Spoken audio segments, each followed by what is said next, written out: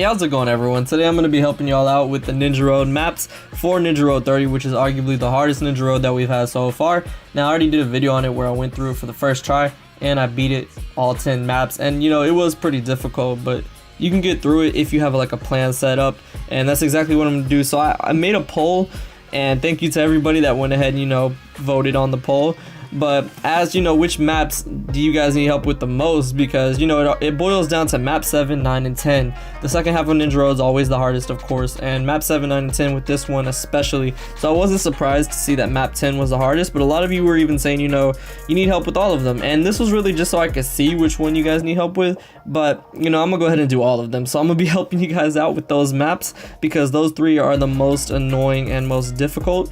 So with that said, I'm gonna be, you know, helping you guys out with those. But before I mention how we're gonna do that, I want to give some shout outs to some videos that have already been made that I think are really amazing. So if this video doesn't help you guys out, or if you want to see other ways to do it, go check out all these videos in the descriptions, starting with the boy Shiney, of course. First, he made an amazing video where he one-shotted the last map, and that was really good. I love that one a lot. And then probably one of my favorites though was the one that Rokage made, because he got through it the quickest I saw anybody else get through it. Like, that's the thing, Shiney wasn't trying to speedrun it, he was just trying to see if he could one-shot the last map. But Rokage, he went straight through it in like 12 minutes pretty quickly. So I love that setup that he did. I'm probably going to start using it after I make this video, so go ahead and check that video out too if you want to get through it pretty quickly. And then another video that I loved a lot was Djams, because he showed multiple ways you can take on each and every map, kind of what I'm going to do here. But the thing that all three of those videos have in common is that they provide some form of nuking. And none of the methods in this video are going to provide nuking at all, because a lot of people, you know, don't have that capability. I mean, I just got OT Naruto for the first time this week. So, you know, I have Joebito and sexy Naruto and all that, but not everybody can nuke. So none of the setups in this are going to be provided by nuking. You're not going to be one-shotting, but you're going to be getting through it just as easily. But if you want to see one-shotting, then I recommend those videos because they're amazing nonetheless. So yeah, let's go ahead and get into this video. Alright, here we go. So we're at map 7 now. And as you can see, this is going to be the Aoe map. So we've got a good team set up here. So I'll go ahead and explain it now. So the KC of Naruto is there for the critical rate boost that he receives through his field skill, plus the attack boost.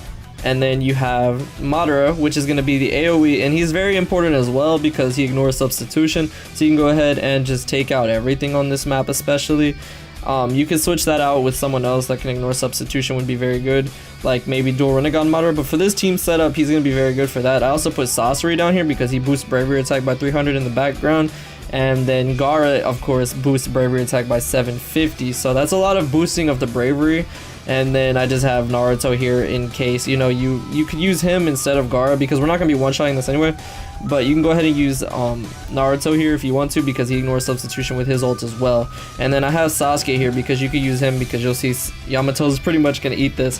But yeah, with all of that bravery attack boost and the critical rate boost, that's what's going to be really helping you out here on this map. So we'll go ahead and switch on over to this team right here. Now we're not going to be one-shotting it, but the reason that I don't do that is because it's just the type of setup that I have right here, it really isn't for that. But like I said, we have lots of substitution ignoring and lots of AoE, so it really doesn't matter. So what we're going to go ahead and do off the bat, what I like to do is I like to go ahead and use Naruto's first jutsu here, which also ignores substitution, just gets a little bit damage down, and also hits the Kakashi. Now you are going to get hit here, but it's fine, you should be able to survive nonetheless, because they don't do too much even though they're all attacking at once. And then that puts them all nice and neat right next to each other. Now we come right here, get the 3 times critical rate boost along with the actual boost from Gaara, and we got a chakra reset. So there we go. That will actually go ahead and take out the Kakashi if he doesn't dodge that last hit. You could technically use Naruto's ultimate if you want. You don't have to use his first jutsu, but I was hoping that Kakashi would have ended up getting taken out by a combination attack, but he had to go and dodge it, unfortunately. Alright, so now this is why I have Sasuke here in this case, because Sasuke is a skill type, so when Yamato inevitably survives because he's an annoying tank, you can go ahead and just use him like that, and that takes care of it very quickly, as you can see, only in like 4 turns, and you can do it even quicker than that if you actually land crits and all that stuff. But yeah, that takes care of map 7 with this type of team, so we'll go ahead and move on to map 9 with this team once we have the chakra back after beating the Jubi, and you'll see how it plays out on that map as well. Alright, here we go, map 9. Now a lot of people don't like this map, and I can definitely see why, but like I said,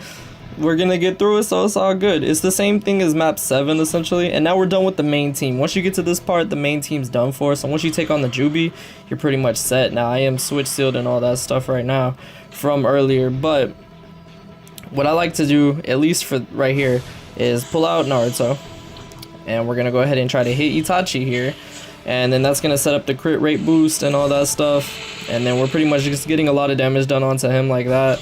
And they do a lot of damage, so you have to take care of them pretty quickly. But with the setup, like I already said, we're pretty much straight. Now in this case, we're not gonna have Gaara because we went ahead and used Naruto on the last one, but we can still get the 3 times crit rate boost right here. And Naruto still is a, you know, an AoE damage dealer, so it's fine that we don't have Gaara. Without the the bravery boost, as you can see, we're not killing them necessarily, but we're still doing quite a bit. And so all I have to do now is come in with this, and this should at least kill off.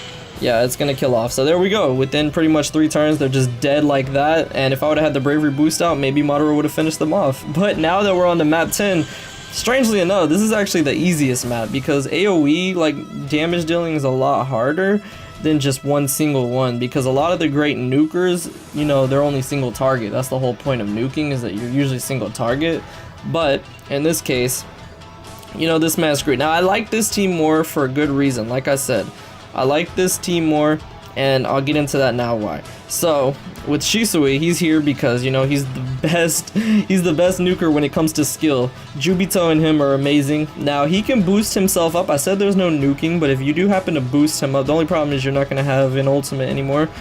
But, you know, you can boost himself up, which is very good. So I put him there because he's the best nuker for skill. Then you have Sage Mode Naruto, free to play unit. I put him back there because he boosts the rate by 3 times. You can put any unit here that boosts the rate up at all. It doesn't have to be him. In the second row, I have Joebito. You know, of course, he's the great nuker. You could put EMS Sasuke there instead.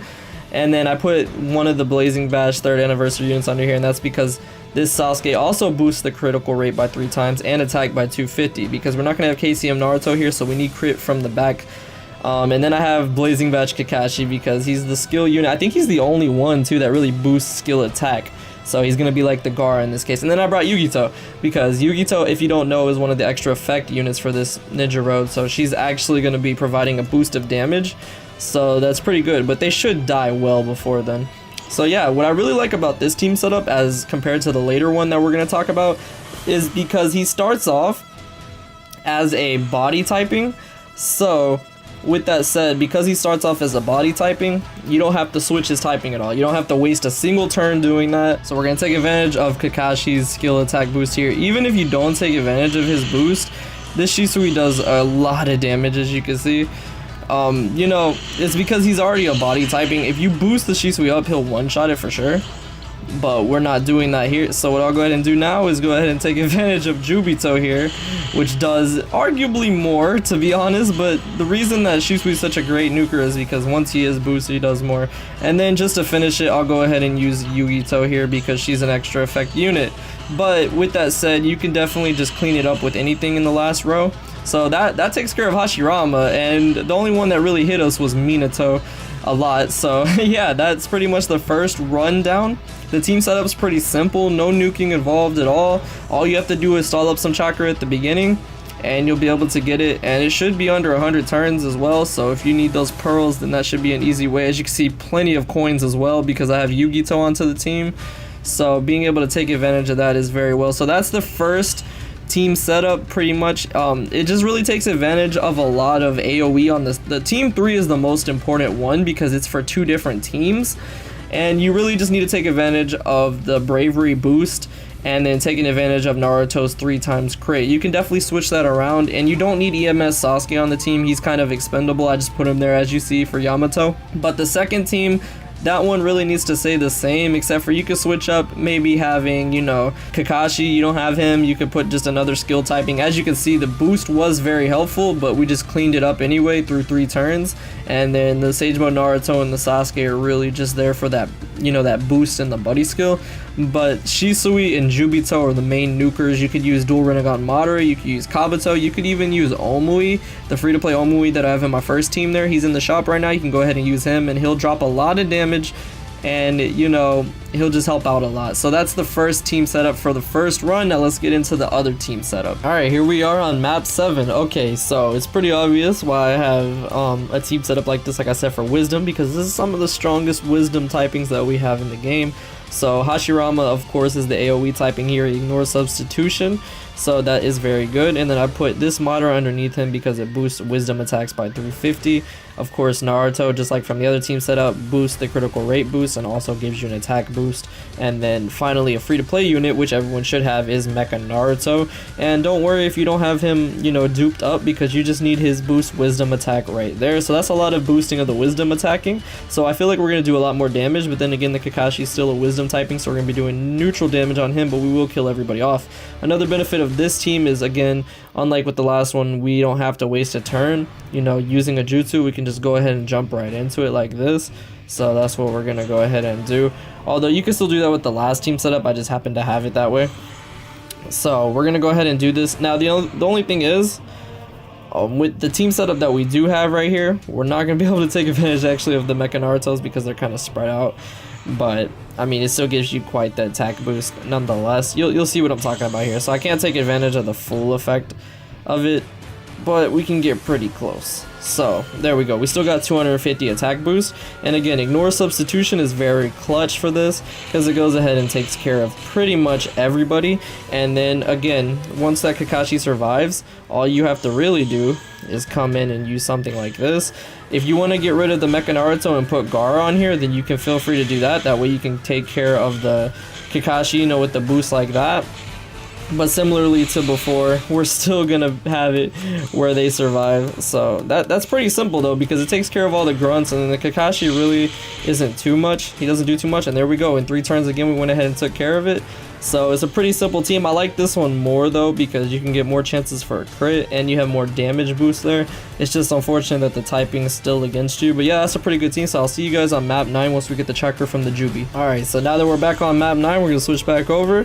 And just like last time, this time we're going to have the Naruto out, so we're not going to be taking advantage of that boost, or from KCM Naruto as well. So we're not going to be getting the critical rate boost, but we're still going to be getting the wisdom damage boost, so that's what's really important from the Madara, actually though. Now, you see, you might actually want to put another wisdom unit, because having that boost, you know, from Hashirama's field skill is still very important.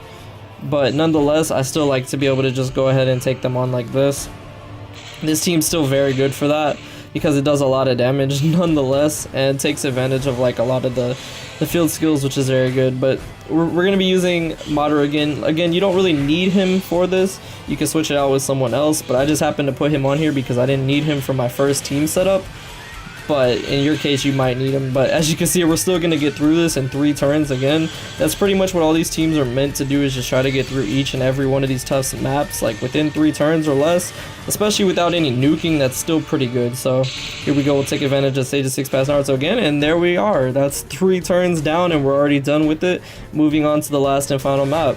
Now this one, like I said, instead of using a skill type change this time, we're going to be taking advantage of the heart type. Well, we are switching the type change to skill, but we're not going to be using a skill type to take him on. This time around, we have to spend a turn to go ahead and switch him over, unfortunately, but that's still okay because we're actually going to be doing a lot of damage still nonetheless, and we shouldn't even need to rely on Kakashi down there. So what I like to do is off the bat, you know, just come down here and switch it up.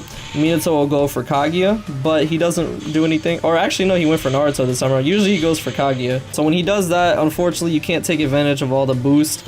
So you just have to get lucky with which one he goes for. But I'll still show you that he does plenty of damage nonetheless. Kaguya just absolutely wrecks Hashirama when it comes to health. It's actually pretty crazy. If you take advantage of the attack boost, it's even more. But Minato had to go and be fake, apparently. So that's fine.